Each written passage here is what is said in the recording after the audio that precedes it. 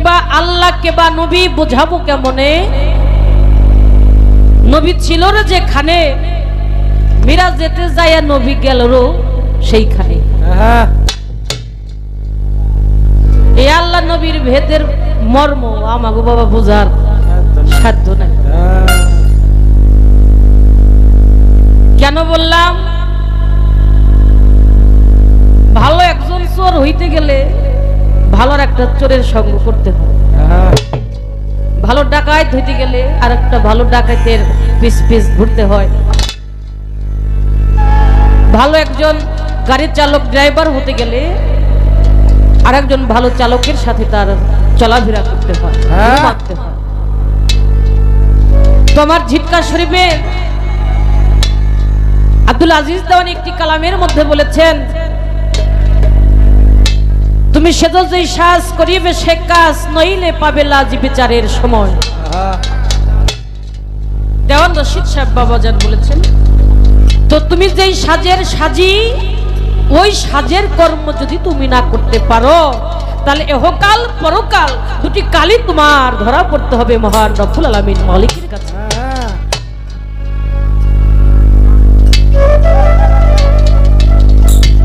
খিলাফত প্রাপ্ত না হইলে বাবা মুরিদ করা যায় না। পীর মুরিদি করতে গেলে হইতে গেলে আমার মুর্শিদ যিনি, তিনি তার মুর্শিদের কাছে যাবেন।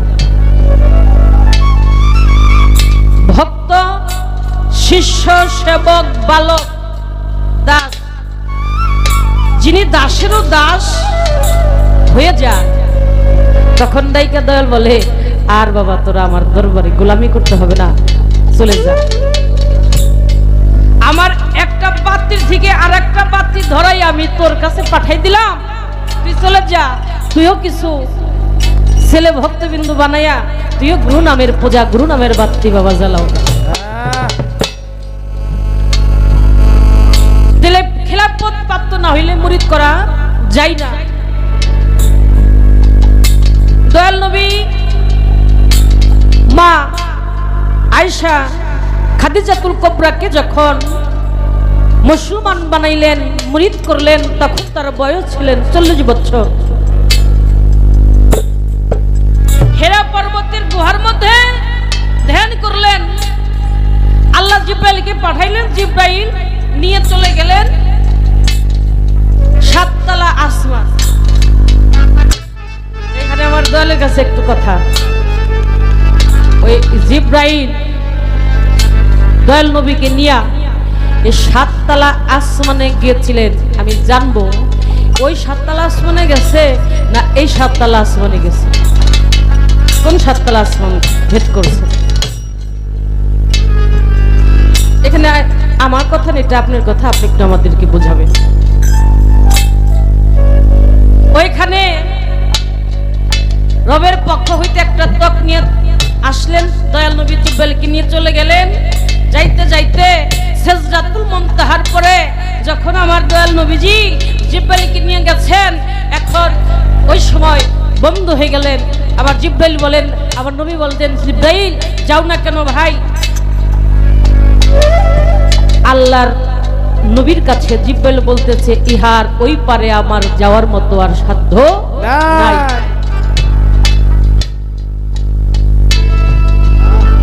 আল্লাহর নবী আল্লাহর কাছে চলে গেলেন।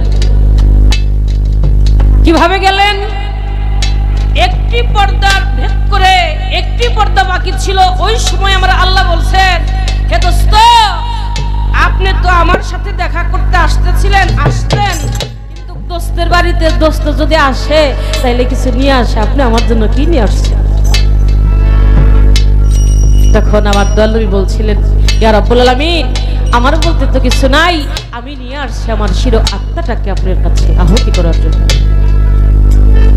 ওইখান থেকে আত্তাহিয়াতু আসলেন, ওইখান থেকে আত্তাহিয়াত।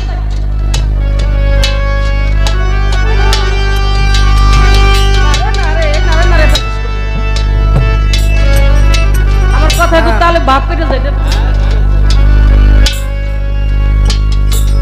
কয়বার পিছনে আছে কান দেখুন শালার উস্তাদ গুলে বসে জ্বালা ওই সামরাটা কেবল আজকে নতুন আইছে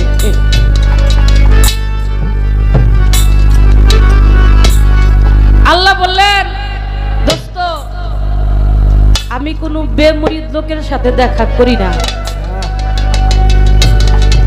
আপনার কাছে আমি জানতে চাই আপনি কি মুরিদ হইছেন আল্লাহর নবী বললেন মাওলা রে আপনার 18,000 মাখলুকাত আমি নবী এমন কোন জায়গা খুঁজে পাই নাই ওইখানে যাই আমি আমার আত্মাটাকে নিবেদন করব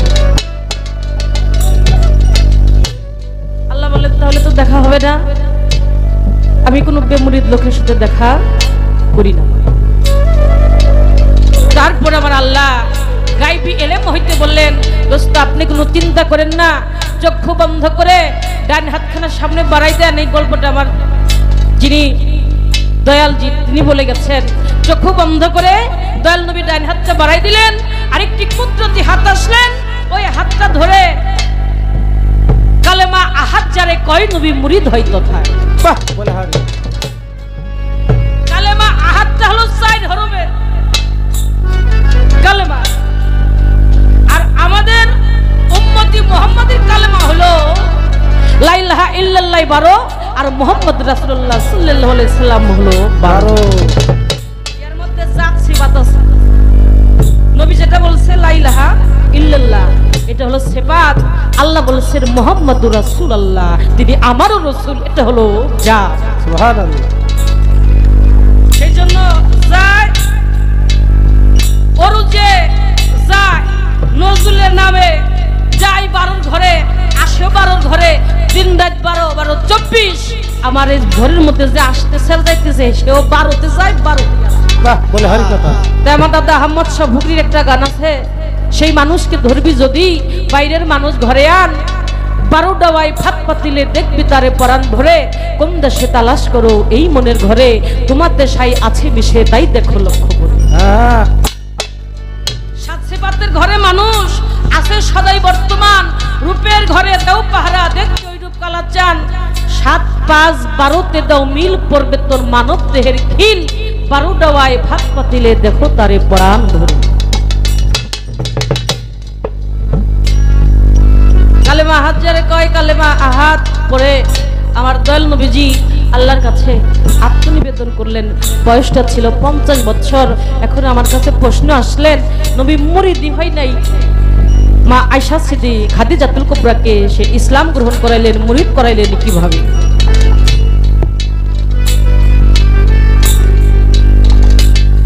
জিবরাইলের নাই ক্ষমতা পড়াই কালাম নবীজিরে যার কালাম সে নিজেই পড়ে বিলাইছে উম্মতে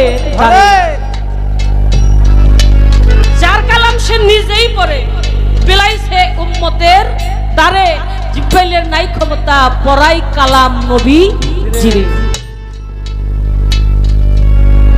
এটা কেন করেছেন এই জন্যই করেছেন আল্লাহর বান্দা নবীর উম্মত এদেরকে বোঝাবার জন্য এই কীর্তিটা আল্লাহ রাসূল করেছেন আরেকটি কথা হলো কি আল্লাহ বলেছেন আল্লাহ নবী বলেছেন আদম পানি ও কাদা রূপে যখন মিশ্রিত ছিল আমি নবী আমি তারও আগে নবী ছিলাম বাহ বলে হারি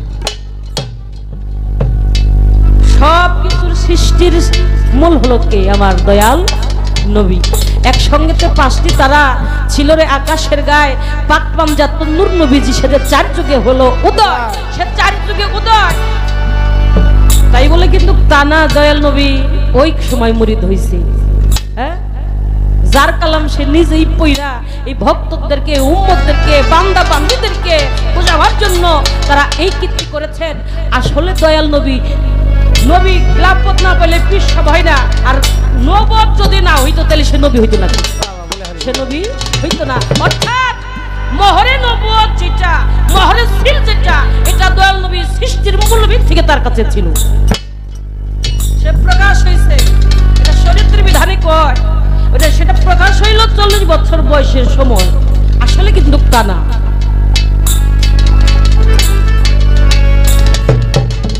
এই জন্যই যে জিবরাইল আইসা দয়াল নবীর সিনাই সিনাই কিছু কিছু শরীয়তপন্থী বাবাজিরা বলেন জিব্রাইল হলো নবীর গুরু। সূরা আলাকের 5টি আয়াত দিয়ে দিল আল্লাহ, যাও জিব্রাইল আমার হাবিবের কাছে নিয়ে যাও। হে রাসূল আপনি পড়েন, কি পড়ব? পড়েন ইকরা বিসমি রাব্বিকাল্লাযী খালাক। নবী কোনো কথা বলেন না। আবারও জিব্রাইল বলতেছিলেন, হে রাসূল আপনি পড়ুন। কি পড়ব? আমি উম্মি, আমি লিখতে জানি না, পড়তে জানি না, আপনি পড়েন আপনার প্রভুর শরণে ইকরা বিসমি রাব্বিকাল্লাযী খালাক। 3 বার যখন জিব্রাইল শুনাইছে, জিব্রাইলকে একটা ধমক দিয়া খামোশ হও জিব্রাইল এটা বলে দয়াল নবীর চক্ষু বন্ধ করে সূরা আলাকের 19 আয়াত পড়ে শুনাই দিল। তাইলে এখানে নিয়ে আইলো 5 আয়াত, আর বাদ বাকিগুলো পাইলো কই? এমনই কায়দা বাইদাটা বাবা, এমনই। একটি গান শুনলাম,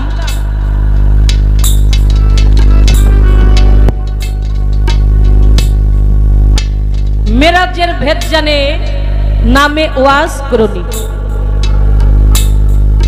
আর মানিকগঞ্জের নূর মেহেদী আব্দুর রহমান নাম শুনছে না বাবারা? ওনার একটা গান লেখা আছে, আল্লাহর ভেদ রাসূলের জানে আর জানে দিব্যজ্ঞানী, মিরাজের ভেদ জানে উম্মে হানি।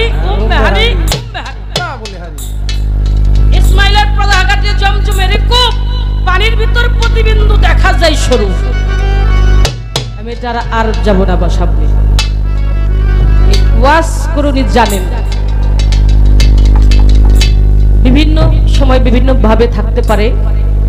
তো আমি জানবো এই ওয়াজ করুনি ঘর থেকে কিন্তু দয়াল নবী মিরাজে যান নাই, গেছেন? যান নাই। দলিল বলেন, আমি বলি না, দলিল বলেন কি? দয়াল নবী উম্মে হানির ঘর থেকে মিরাজ করতে গিয়েছেন। মা উম্মে হানির ঘরে যেদিন দয়াল নবী ছিল, দয়া করে দিন দয়াময় আমার নবীকে মিরাজে নিল। মন্দ কিসে বলো মায়া, মন্দ কিসে বলো? আমি জানতে চাই, দয়াল নবীর বিবি ছিলেন 13 জন, মতান্তরে হইল 14 জন। খেলার সাথী, ভালোবাসার বান্ধবী, বন্ধু ছিলেন মা আয়েশা সিদ্দিকা। ওরা একটু বেশি বেশি ভালোবাসতেন। মা আয়েশা ছিলেন ছোট, যার কারণে বেশি আদর করতেন, ভালোবাসতেন, অনেক খেলাধুলা করছেন। এত আল্লাহদের বিবিগণ থাকতে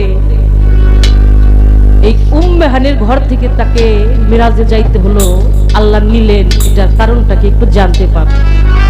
হ্যাঁ, এটাকে একটু গুরুত্বপূর্ণ সাথে বোঝাবেন। উম্মে হানি কি একটি মেয়ে মানুষ না একটা ঘর?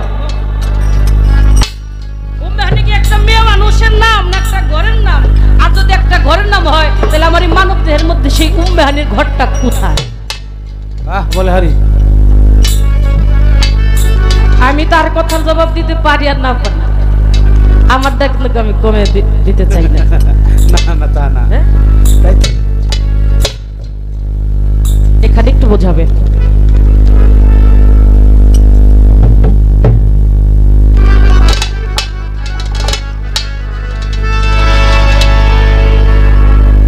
ডাকে আপনি আল্লাহ আল্লাহ বলে আল্লাহকে বুঝে তোমার অপার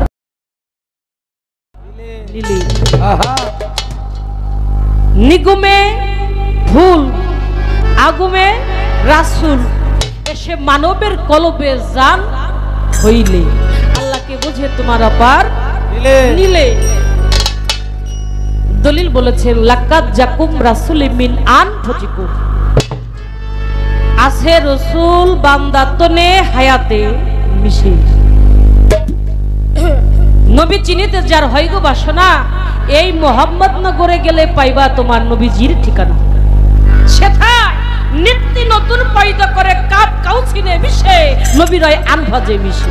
আচ্ছা, দলিলে কয় হায়াতুল নবী, হায়াতে মিশিয়া নবী রয় চিরঞ্জীবী। সাধক গওহর বলে মুর্শিদ ধরে, জানো নবীর দেশে নবী রয় আনভাজে মিশে।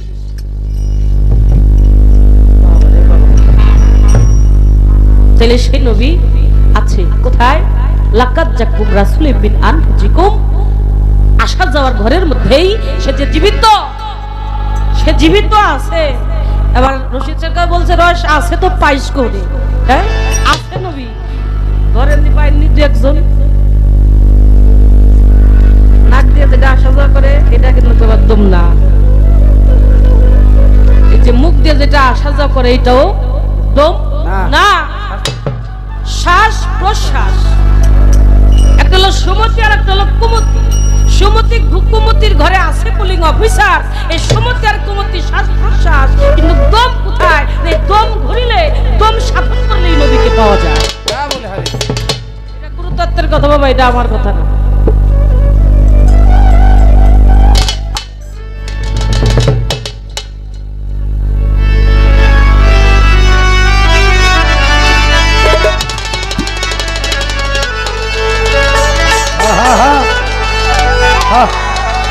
আদি অন্ত কথা শুনে,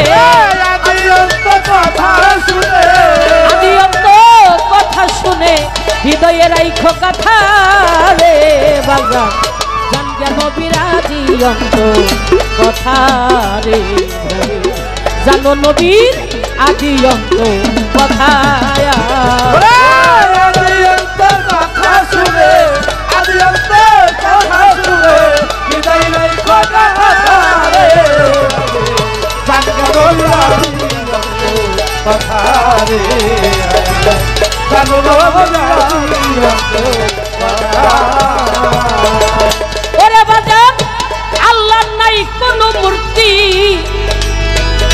মূর্তি আমার নবীর জ্যোতি, নবীকে বড় ভক্তি কইল না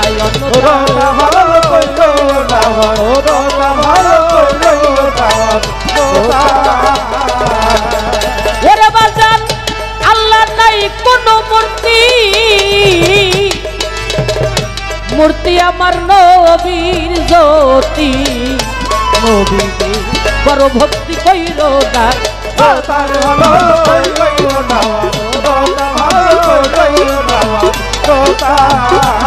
আমার আল্লাহর যদি রূপ থাকিত জীবে পাইতো দেখা, ওরে জীবে পাইতো দেখা,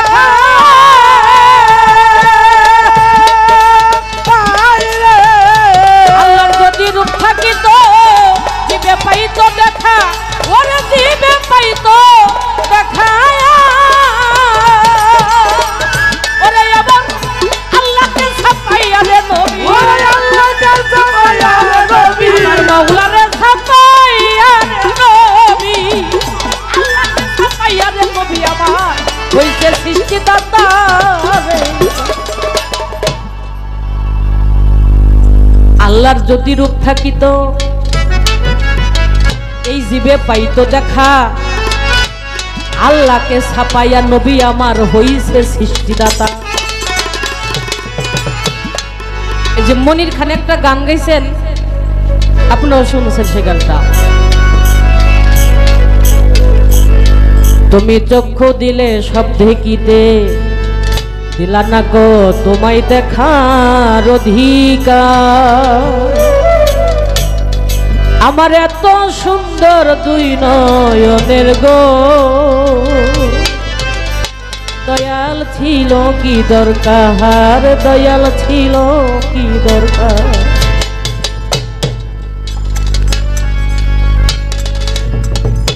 আমরা বলে উত্তম, মানুষ বললে উত্তম,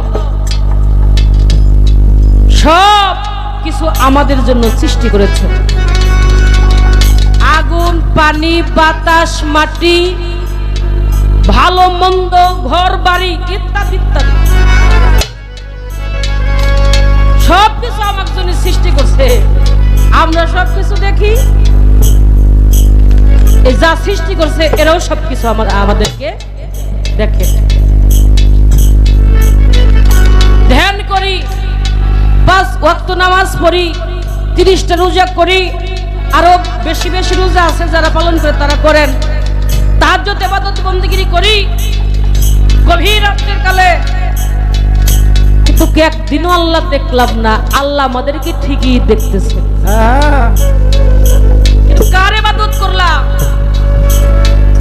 আমার ফরিদপুরের হাসান কাকা একটা গান লেখছে, জীবের পদে হাসানে কয় মরবি পদে, যারে আমি সামনে পাই সে তো আমার প্রাণের মুর্শিদ, তার চরণেতে বিলাইলাম।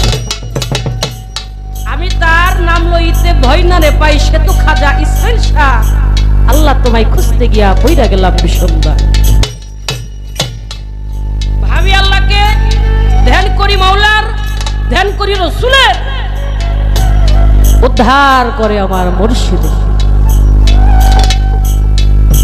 যে কি কঠিন, কি গুরুত্বপূর্ণ পথ বিষয় রে বাবা। দোয়া কইরেন, দোয়া কারোর জন্য করা লাগে না, দোয়ার কাজ করলে, দোয়ার উপযুক্ত হইলে দোয়া হলো পিছে পিছে হাই যাবে না। ওই পর্যন্ত যাইতে একটা মানুষের পাছার খাল থাকে না, ওই পর্যন্ত পৌঁছাবেন, বলা সহজ করা অনেক কঠিন। ওই পর্যন্ত গেলে আপনার জীবনের তফা ঠান্ডা।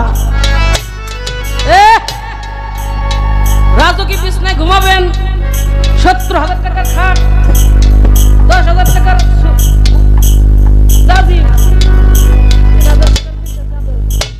বলকের বাদশা ইব্রাহিম আদম রে বলছিল, রাজকীয় বিছনায় ঘুমাইলে কোনদিন আল্লাহ দেখা যায়। ওই পর্যন্ত গেলে ওই পর্যন্ত কাজ করতে হয়। বলকের বাদশা ইব্রাহিম আদম দাসীকে বলল, দাসী আমার বিছনাটা পরিষ্কার করে দিয়ে আসো, আমি শুইতে যাব। দাসী বিছনাটা পরিষ্কার করতেছে আর মনে মনে চিন্তা করে, আমি যে আমার মনিবের দাসী, জীবন ভরে সুখের বিছনাটা পরিষ্কার করেই গেলাম, এত সুন্দর রাজকীয় বিছনা, এটার মধ্যে শুইলে যে কেমন শান্তি লাগে আমি একদিনও উপভোগ করতে পারলাম। মনে মনে চিন্তা করছে, বিছনাটা পরিষ্কার করে একটু কায় ধুইছে, কায় ধর সাথে সাথে একটু ঘুমের ভাবে চলে গেছে। বলকের বাদশা ইব্রাহিম আদম ঘুমের মধ্যে ঢুকছে, রুমের মধ্যে ঢুকা দেখে দাসী আমার বিছনার মধ্যে ঘুমাই রয়েছে, হাতের মধ্যে চাবুক নিয়ে টস টস করে 3টা বাড়ি।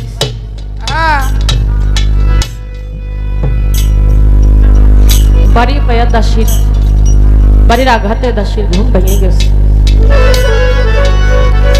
খল করে হাসতেছে।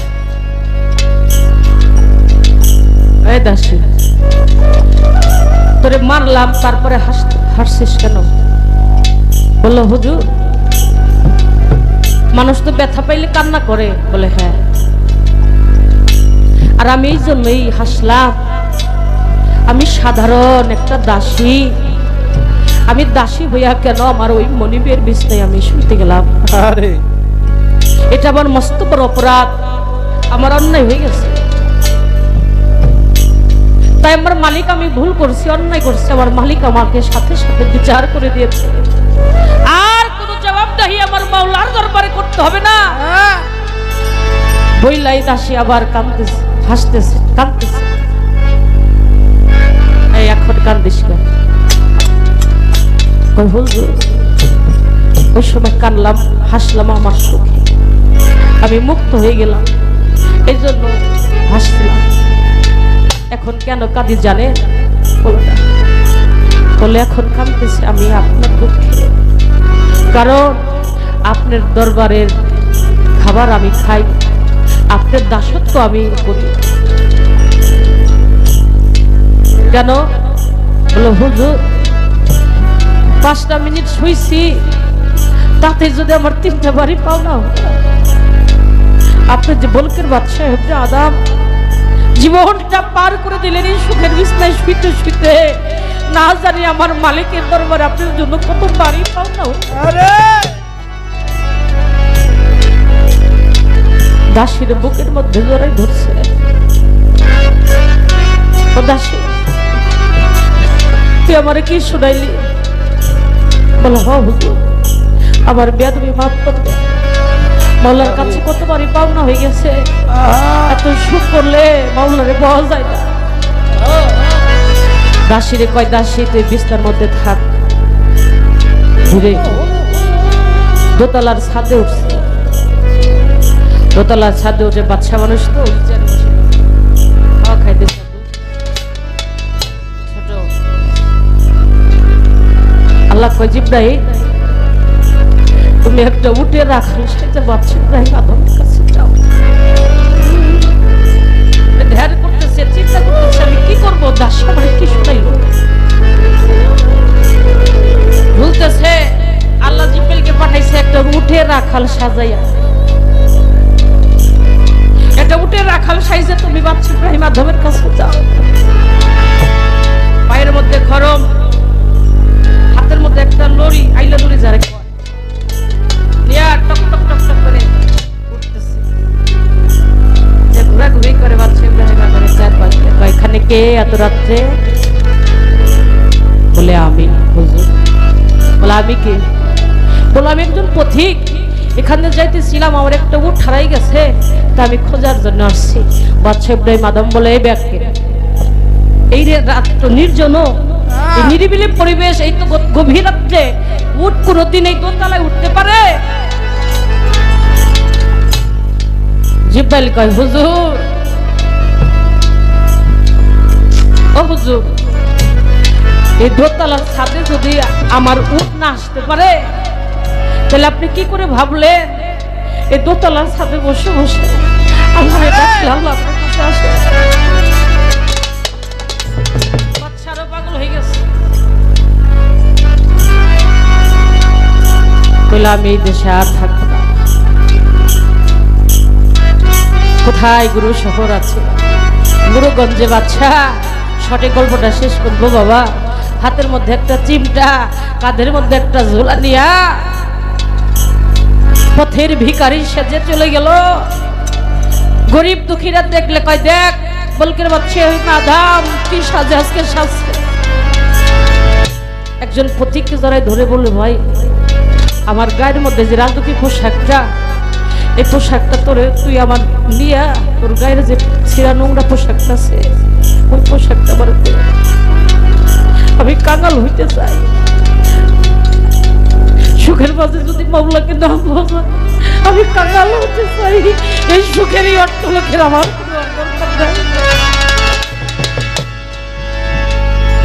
বলো না রে ভাই, তা হবে না। যার যেখানে সৌভাগ্য আসে সেখানেই থাকতে পারে। কত দূর চলে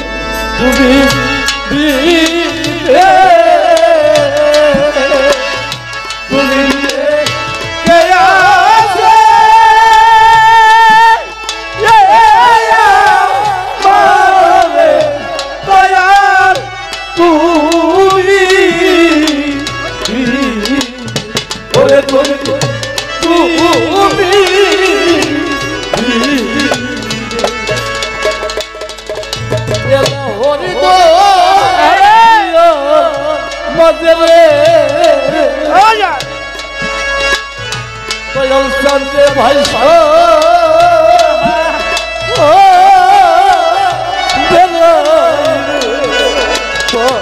দয়া এলা হলো দিয়া মাঝে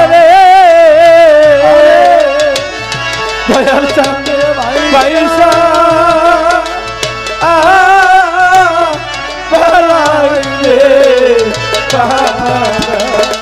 ওরে যাব এলা হরি তো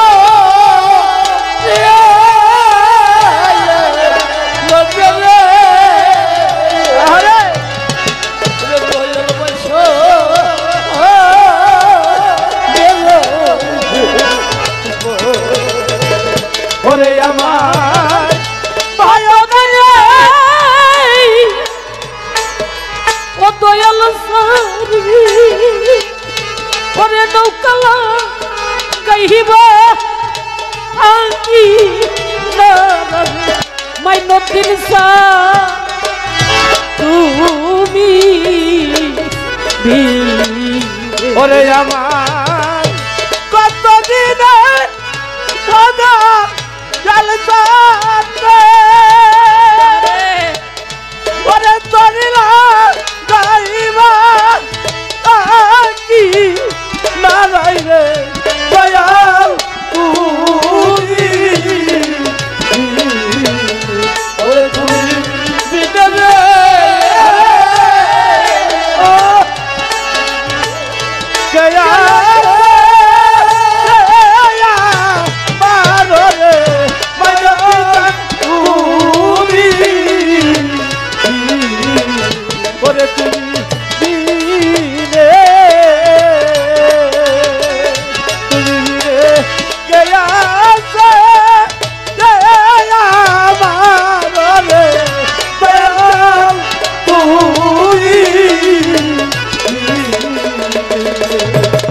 আমার মাইনুদ্দিন রে আরে ওই রান্না গোলা মাঝে দয়াল আমি বান্ধা ছিলাম রে বলে যাব ওই রান্না গোলা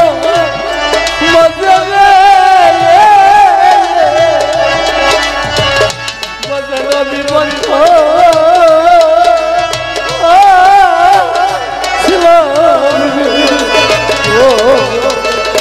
ওরে আমার ভাই ও নাই বান্ধব নাই রে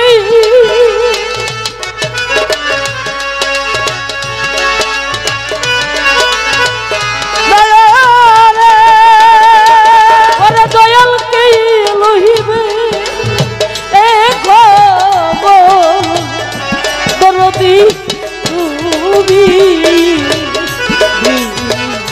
ওরে আমার ভায়া নাইমান তোম নায় রে ওরে আমার কে লইবে রে খবর রে দয়াল তুমি ওরে তুমি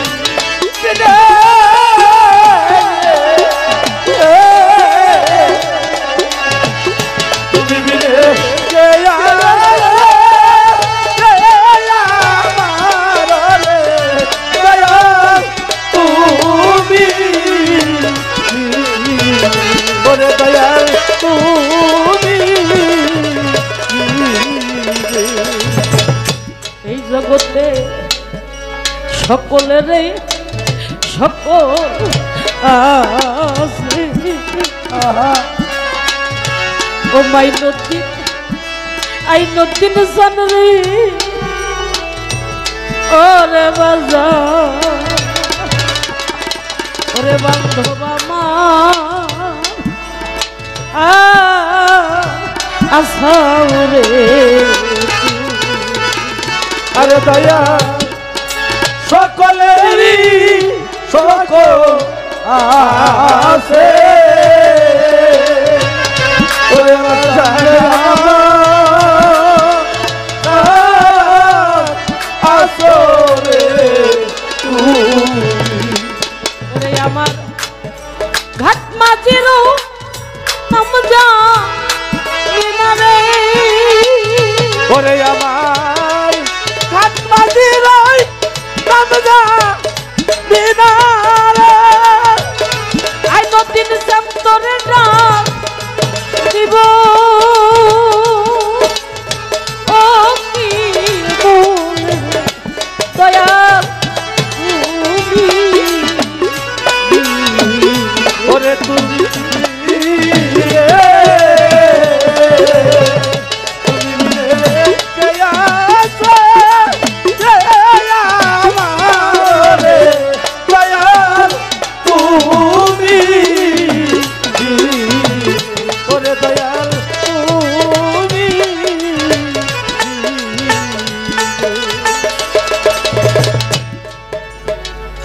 জগতে তারাই সুখী আরে যার বন্ধু আছে, যার বন্ধু নাই সে হলো চির দুঃখী। বান্ধব হারা যারা, তারাই বোঝে জগতে ব্যথা, ব্যথার মর্ম বাবা সকলে জানে না। দুনিয়ায় যার ভালোবাসার বান্ধব হারাই গেছে। বাউল কবি নূর মেহেদি আব্দুর রহমান একটি গান লিখছেন,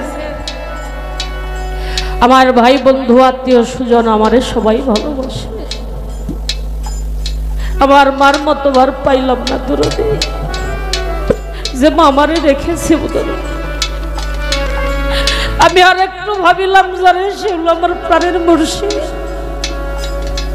যার কাছে আমার এই পচা দেহটা আমি যার পদে অর্পণ করেছিলাম, বুঝি আমার তার কাছে তো জায়গা হলো না। আরে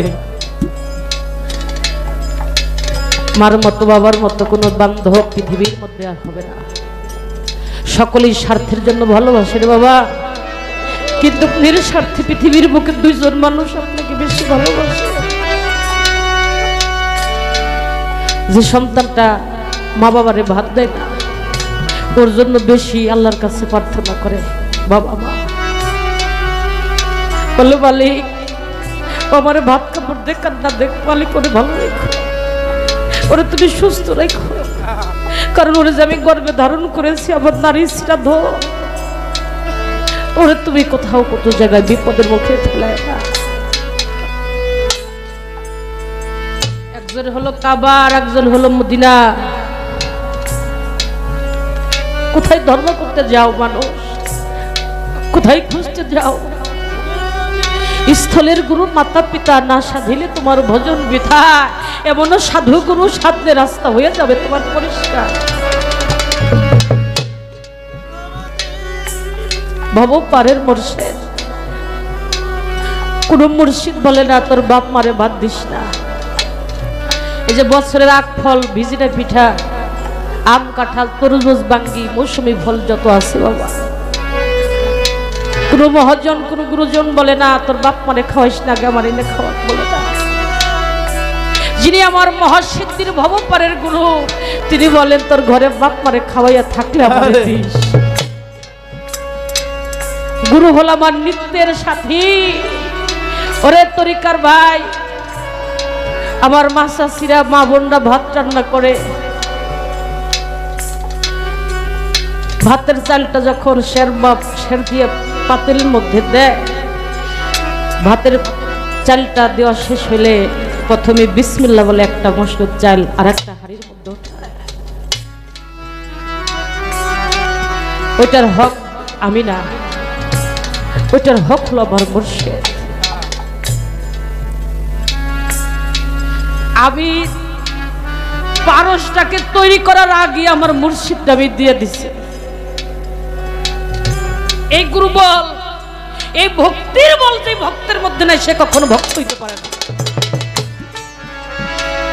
অনেক ভাই আছেন গুরুবাড়ি তরসের সময় টাকা হয় না, টাকা নাই, গুরুরে 10 টাকা নজরানা দিব সামর্থ্য নাই। আমার বাবা ফকির আবুল সরকার বলছেন, গুরু বাড়িতে কেউ কোনোদিন খালি হাতে যাইও না, খালি হাতে আইসো না। গুরু বাড়িতে যাবা ভরা নিয়া আসবা, ভরা নিয়া ভরা, খালি হাতে যাবা খালি হাতে আসবা। তুই যেমন তোর আল্লাহ তেমন। সেই জন্য বাবা মার স্থানটা পূরণ করা যায়। নিজের মেয়ে থাকলে নিজের মেয়েকে মা ডাইকা মার স্থানটা একটু মা ডাকা যায়। বাবা যদি ভুলাই যায়, নিজের সন্তানকে ভাইস থেকে আব্বা বলে বাবা বলে ডাক দেওয়া যায়, কিন্তু একবার যদি মুর্শিদ চলে যায়, আর একটা গুরু গোসাই সে যত বড় জ্ঞানের জ্ঞানী হোক, তাকে কিন্তু বলা যায় না যে আপনি আমার দয়া, এটা কখনো বলা যায় না। তাহলে ভক্ত কুলে আর সে থাকে না। সেই জন্য বলি, গুরু হারার যে ঠগা, এই ঠগা বাবা জীবনেও জেতা সম্ভব না। সেই জন্য হৃদ মন্দিরে যার যার ভালোবাসার বস্তু, যার যার ভালোবাসার বান্ধবকে যাওয়ার আগে পরাণটা ভরে একবার দেখে যায়।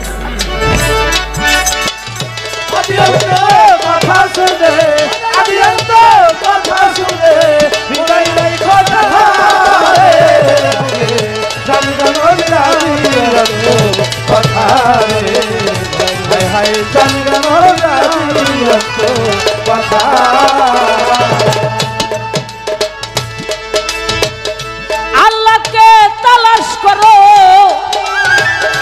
আগে আমার নবী চিনো, নবীরাই মেনে চলো, গুনে রাইতো কথা ভালো রাইতো, কথা ভালো রাইতো কথা। ওরে বাজার আল্লাহকে তালাশ করো, আগে আমার নবী চিনো, নবীরাই মেনে চলো, গুনে রাইতো কথা ভালো রাইতো, কথা ভালো রাইতো কথা।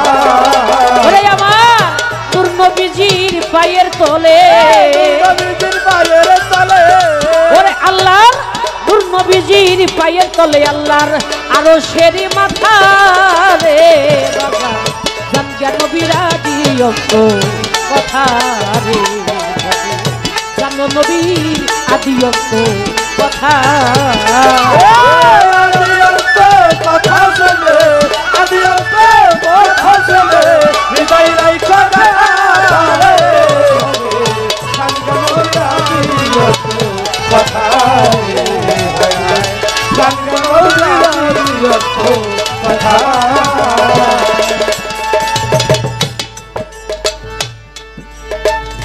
নবীরাইনি জগৎ জুড়া কেহ নাই রে নবী সারা নবী আমার আরো শের তারা আমি কুরআনের কথা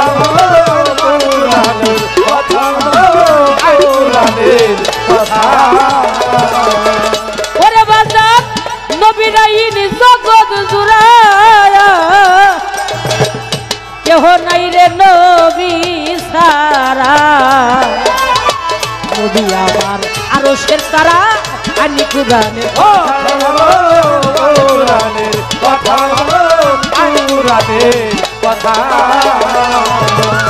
মুন্সি বাসের বলে কেনে রে মুন্সি বাসের বলে কেনে রে মন গুরুস কথা কথা রে বাবা গঙ্গা নবী আদিয়ত কথা রে জানো নবীর আদিয়ত কথা কথা শুনে কথা শুনে হৃদয় নাই কথা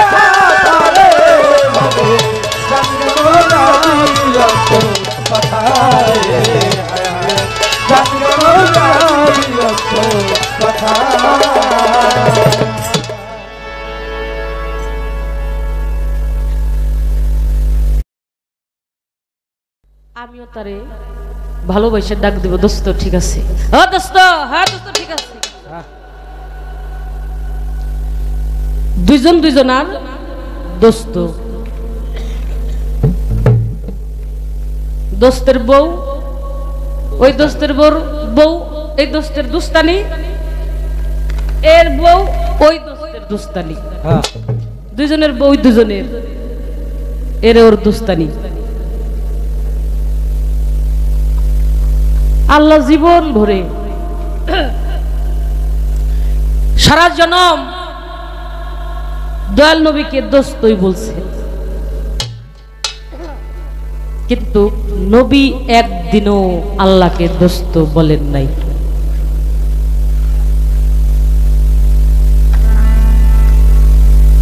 কেন বলেন নাই এখানে একটু আমাদেরকে বোঝাবে যদিও যেই বাবাজিরা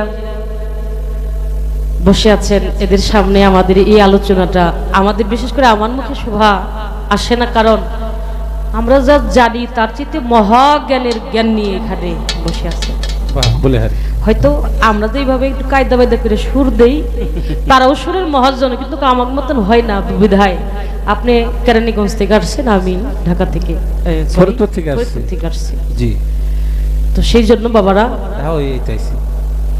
এখানে একটু বোঝাবেন আরো অনেক কথা ছিল জানার বিষয় আশা করি যদি সামনের স্টেজে যাবার সময় পাই এক স্টেজে বেশি প্রশ্ন দিলে এটা ভালো দেখা যায় না যার কারণে সামনের স্টেজে আরো একটু সময় পাইলে আরো কিছু বিস্তারিত জানবো